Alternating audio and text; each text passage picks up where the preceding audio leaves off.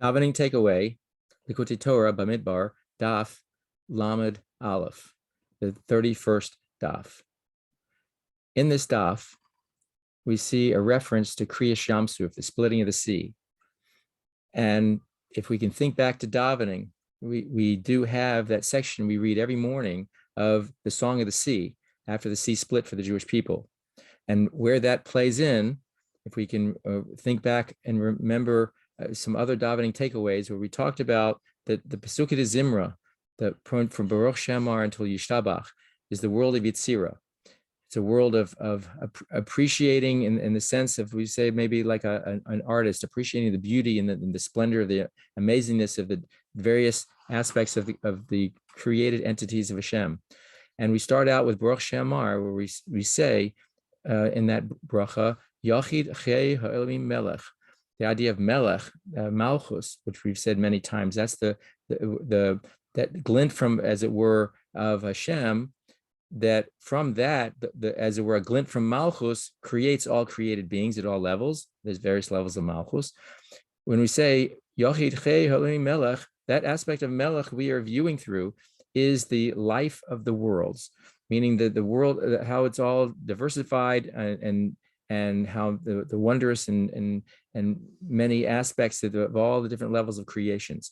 As we work through that, as we're working up the ladder through this level, this was world of Yetzirah, we come to a point where the second half of Pesukei de Zimra is now, instead of focusing on individual midos and how that reflects, we are focusing on bringing godliness directly into our recognition, bringing godliness down, so to speak, into us.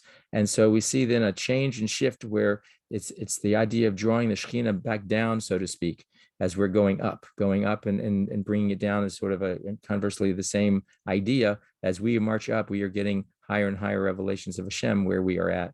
And so it reaches a point where we hit Kriya Yamsuf, the splitting of the sea, and the Song of the Sea that we say.